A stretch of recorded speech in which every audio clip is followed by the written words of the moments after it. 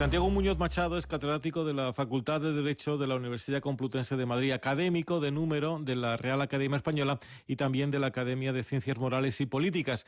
Con más de 40 libros publicados, ha recibido numerosos reconocimientos por su muy influyente obra. Su informe sobre España, por ejemplo, recibió el año pasado el Premio Nacional de Ensayo. Estos días acaba de publicar en la editorial Crítica otro libro titulado Cataluña y las demás Españas. Santiago Muñoz Machado, muy buenos días. Buenos días. En su libro usted afirma que el proceso independentista impulsado por las instituciones públicas catalanas ha pasado por encima de cualquier discusión y ha establecido una historia oficial, incluidos documentos que llevan el marbete de la Generalitat de Cataluña. En su libro, de hecho, se habla mucho de historia. ¿Qué peso tiene, en su opinión, la historia en el actual atolladero planteado desde Cataluña? Pues a mi juicio, desde la perspectiva de los nacionalistas, mucho, porque cuando se analizan los informes que ha hecho el Consejo para la Transición Nacional, uno de los apoyos fundamentales es que Cataluña tiene una historia propia, que se describe en esos informes, en efecto, como convirtiéndola en historia oficial, historia que es parcialmente distinta de la que hemos estudiado en los libros de texto y también un poco distinta de la que se puede contrastar fácticamente, ¿no? Mucho peso ha tenido la historia, pero en realidad que existan versiones propias de la historia de un pueblo formuladas por partidos nacionalistas no es algo extraordinario, forma parte, digamos, de la ideología del nacionalismo. Y en este enfoque histórico, el primer capítulo de su propia obra, básicamente en ese primer capítulo se recorre las relaciones, por ejemplo, entre Escocia e Inglaterra, la Guerra de Sucesión Española, la Revolución Inglesa, la llamada Gloriosa. ¿Por qué considera tan importante insistir mirando a Cataluña en la tesis del reciente ensayo de Steve Pincus sobre la Revolución Inglesa, cuya principal conclusión es que, en efecto, aquello también fue una revolución moderna, con cambio, con innovación y con resistencia, es decir, con violencia? Bueno, es que en efecto yo he partido de considerar el ejemplo inglés no de un modo arbitrario, sino porque Cataluña desde el siglo XVIII, desde principios del siglo XVIII hasta ahora, siempre se ha estado mirando en el espejo inglés, porque algunos políticos de aquel tiempo y muchos historiadores catalanes de ahora piensan que si no se hubiera interrumpido la transformación política normal que llevaba Cataluña desde mediados del siglo, bueno, desde quizá antes, pero desde luego en el siglo XVII, se hubiera alcanzado a la constitución de unas instituciones que funcionaran como el Parlamento británico, es decir, un parlamentarismo democrático, que iban en esa dirección, y que esa dirección fue interrumpida por la llegada de los Borbones a España y por lo que ocurrió en 1714, en 1716, los decretos de nueva planta.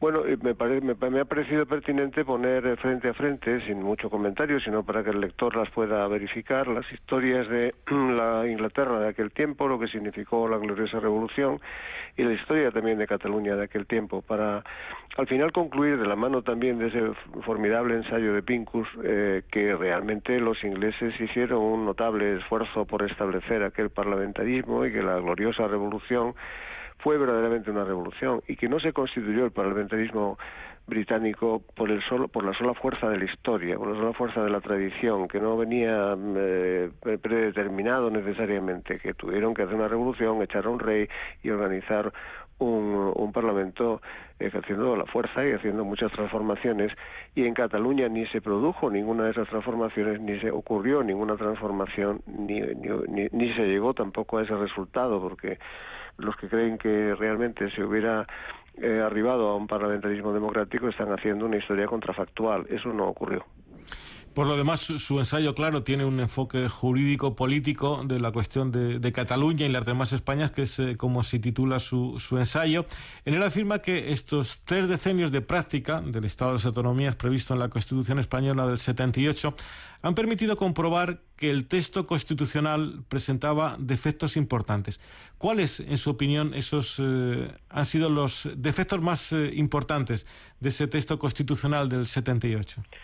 Bueno, pues hay algunos defectos de planteamiento. Quizá lo que se hizo en el 78 fue reproducir en la Constitución el esquema de organización territorial del Estado que figuró antes de 1931 en la Constitución republicana.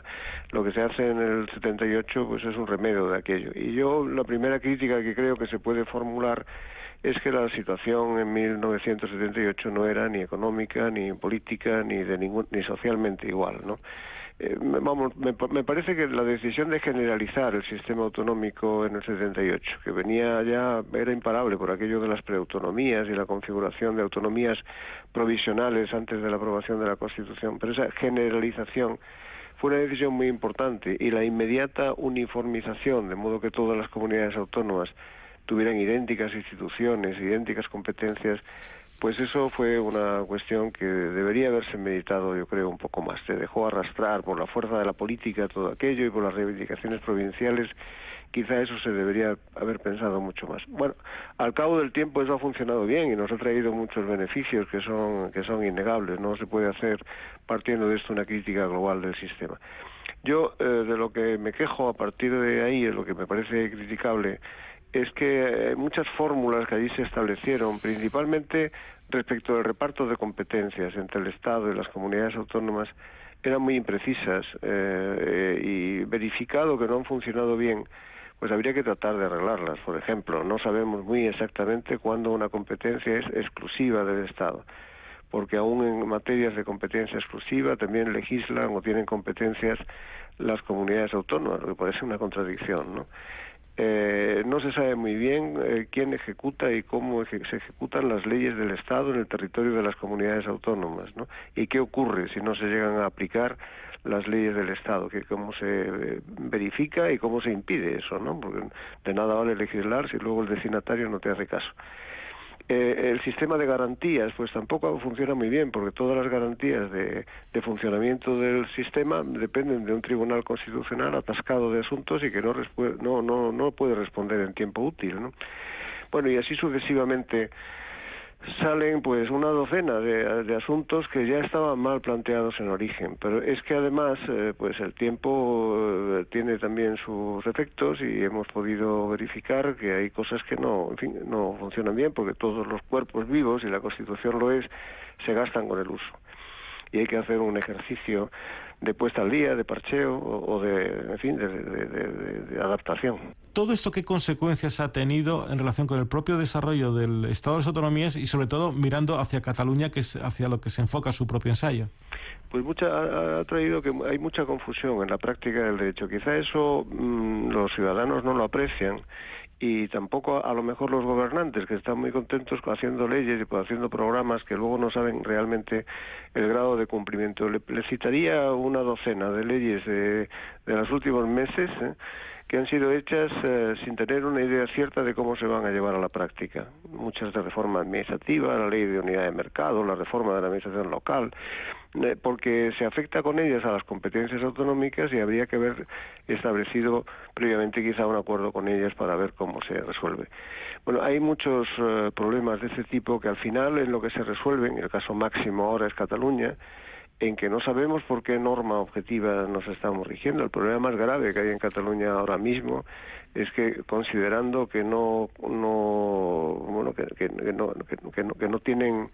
le otorgan ya valor a su propio estatuto de 2006, después de que ha pasado por la criba del Tribunal Constitucional, y no aprecian tampoco el valor de la Constitución, por lo menos les parece que no es una norma por la que ellos quieran regirse, pues no hay un marco objetivo de por qué normas se rige ese territorio. No es urgente proveerlo de una regulación objetiva a la que sepamos que nos podemos atener todos. Lo que pasa es que esto no es consecuencia, en Cataluña me refiero, por lo menos en algunos extremos, de una apuesta política, no tanto de la confusión jurídico-política que se pueda derivar del desarrollo autonómico, que sin duda puede ser, pero parece que si no se tiene en cuenta pues un marco constitucional, por ejemplo, es básicamente no por el contenido de esa Constitución, sino por el contenido de la propia apuesta política del nacionalismo catalán. Sí, por supuesto, pero La apuesta política hay que contrarrestarla también con proyectos que den satisfacción o puedan, proyectos que a través de los cuales se puede llegar a un pacto, por ser más claros. A mí me parece que el gobierno hace perfectamente con lo que está haciendo, exigiendo el cumplimiento de la legalidad, porque otra cosa sería desbaratar el Estado, autosuicidarse, ¿no?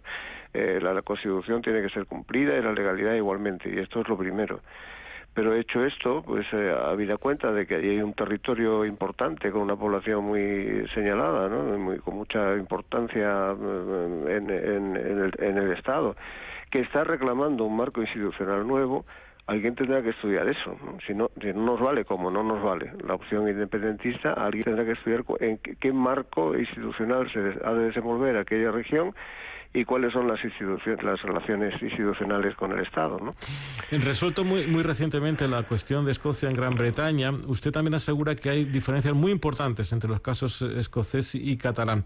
¿Cuáles cree usted que son las diferencias más importantes, no solo sobre la historia de Escocia y de Cataluña, sino, creo que es lo más importante, a cómo se ha encarado la petición de independencia desde Escocia respecto a lo que ha ocurrido en Cataluña?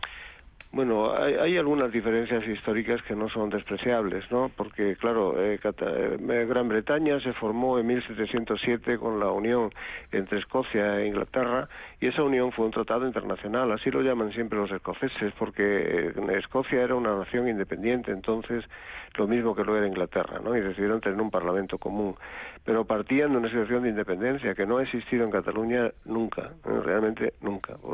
Desde al menos hace 500 años han formado parte de la monarquía española, de la monarquía hispánica o del Estado español sin ningún quebranto en esa idea.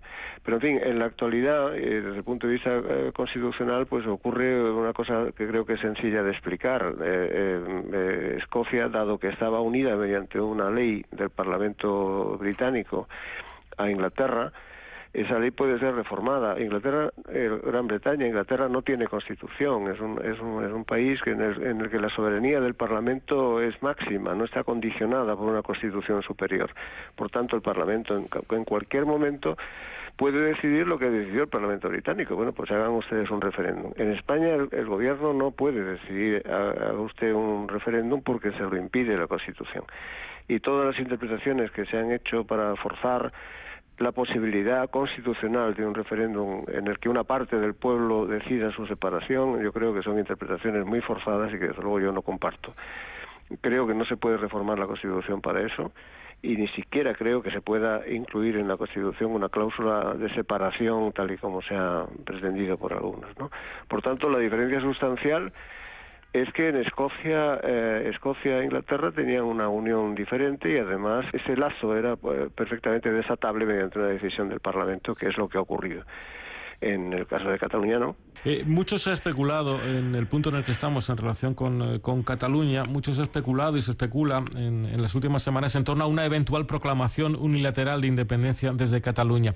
¿Qué importancia jurídica podría tener esa hipotética declaración unilateral? Hombre, jurídica ninguna, porque es que eso no tiene, la valoración jurídica de una declaración unilateral de independencia es sencillamente constatar que es contrario a la Constitución, que es una agresión a la Constitución y que es una decisión de estirpe revolucionaria. Utilizo esa palabra para señalar que un trozo del territorio de un Estado puede decidir separarse de él.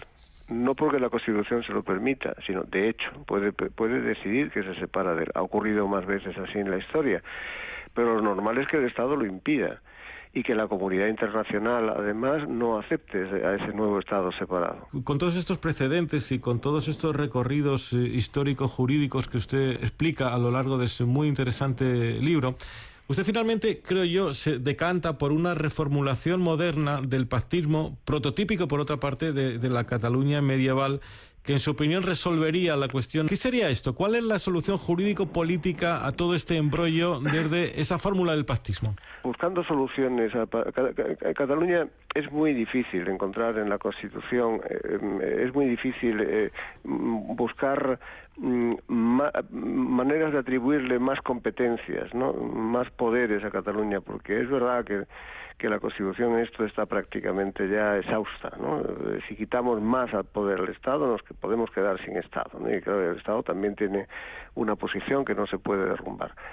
Entonces, más que una atribución de nuevas competencias, que también creo que se puede rebuscar y encontrar algunas y cambiar el sentido de funcionamiento de algunas instituciones, el pactismo invoca una manera de hacer las cosas en las que las decisiones que afecten a Cataluña se adopten de un modo previsible por parte de aquel gobierno, ¿no? Previsible, asumible, nos ayuda muchísimo la Comunidad Europea, la Unión Europea en esto, ¿no? Porque la mayor parte de las políticas que ahora se pueden hacer vienen condicionadas por programas y normas europeas, ¿no? Bueno, pues cuando dice previsible quiere decir en Cataluña. En Cataluña, claro, ellos se eso quejan... que afecta a Cataluña se decide en Cataluña. Claro, pero eso no puede ser en su totalidad, ¿no? Las cosas que afectan a Cataluña se deciden en Cataluña si se trata de asuntos de su exclusiva competencia. Pero, por ejemplo, la firma de un tratado internacional por España, aunque afecte a Cataluña, pues no es una cuestión que afecte a su exclusiva competencia, sino a los intereses del conjunto de los españoles. Bueno, para esto existe las formas de reparto de competencia en exclusiva, de la que hablábamos hace un momento, del Estado, compartidas, bueno, incrementar también el tipo de organismos mixtos, ¿no? En los que haya, que tenemos ahora muchos, que eso no es ningún invento, pero esa forma de gobierno coordinado, cooperativo, acordado, yo creo que eso estimularía también, habría que incluirlo en el saco de las soluciones en primer lugar. ¿Sería una solución asimétrica el fin del café para todos, que por cierto casi todos los expertos califican como uno de los grandes problemas de la actual articulación territorial de España? Sí, sería una solución, pero es una solución casi imposible. Porque, yo no, a lo mejor alguna comunidad autónoma pequeña, pues yo que sé, las uniprovinciales, ¿no? Rioja o Cantabria o Murcia, aceptan que no puedan tener un aparato institucional tan importante como el de Cataluña o el de Castilla y León, pero estoy igualmente seguro que Andalucía no aceptaría esa diversidad, ¿no? Lo que tenga el que más van a aspirar también a tenerlo. De modo que es muy difícil, establecida la uniformidad, romperla, porque además habría que romperla hacia abajo, quitando atribuciones o instituciones a comunidades que ya las tienen. Y esto, el talante que se ha generalizado en nuestra clase política lo hace, yo creo que imposible.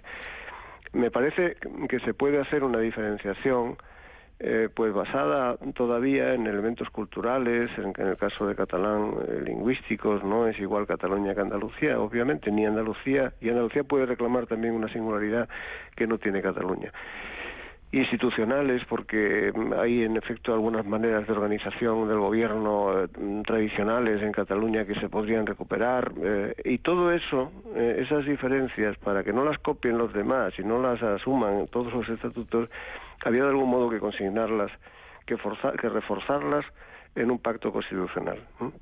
No sé si son muchas o pocas esas diferencias, pero las que hay que reconocerlas. Las que existan hay que reconocerlas, tanto a Cataluña las suyas como a Andalucía las propias, ¿no?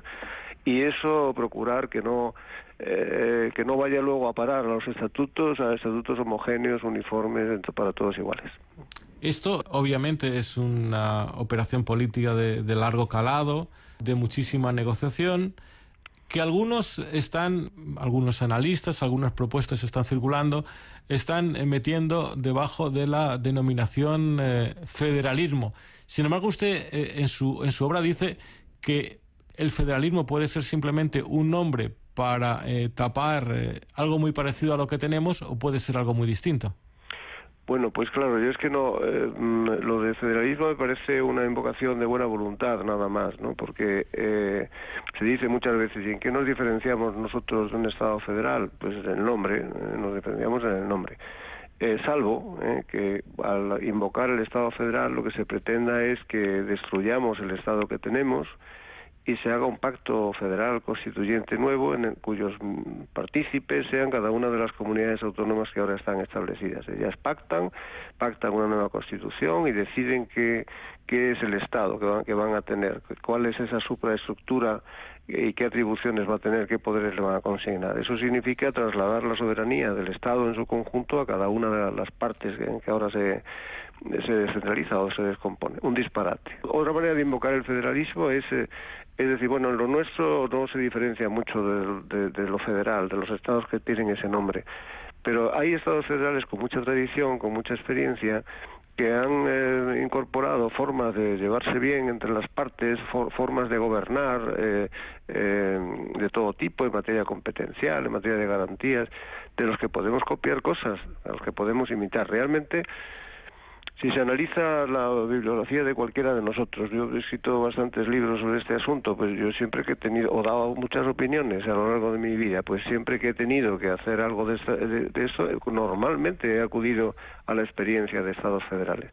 Si lo que se dice con la orientación federal, eso de reformemos el Estado para llegar a una orientación federal, es lo que acabo de contar, pues yo con eso estoy de acuerdo, porque realmente de lo que se trata es ver cómo reformamos el Senado. Yo el Senado no lo reformaría, lo suprimiría directamente, pero los que lo pretenden reformar, cómo reformaríamos el Senado, qué modelos tomamos, cómo distribuimos las competencias, este tipo de cosas. Bueno, los modelos federales pueden servir, claro. Santiago Muñoz Machado, catedrático de la Facultad de Derecho de la Universidad Complutense de Madrid, académico de número de la Real Academia de España y también de la Academia de Ciencias Morales y Políticas. Sin duda muy interesante este ensayo que acaba de publicar en la editorial Crítica, titulado Cataluña y las demás Españas. Muchísimas gracias por atender nuestra llamada desde Radio 5 Todo Noticias. Buenos días. Buenos días y muchas gracias. El ayer de la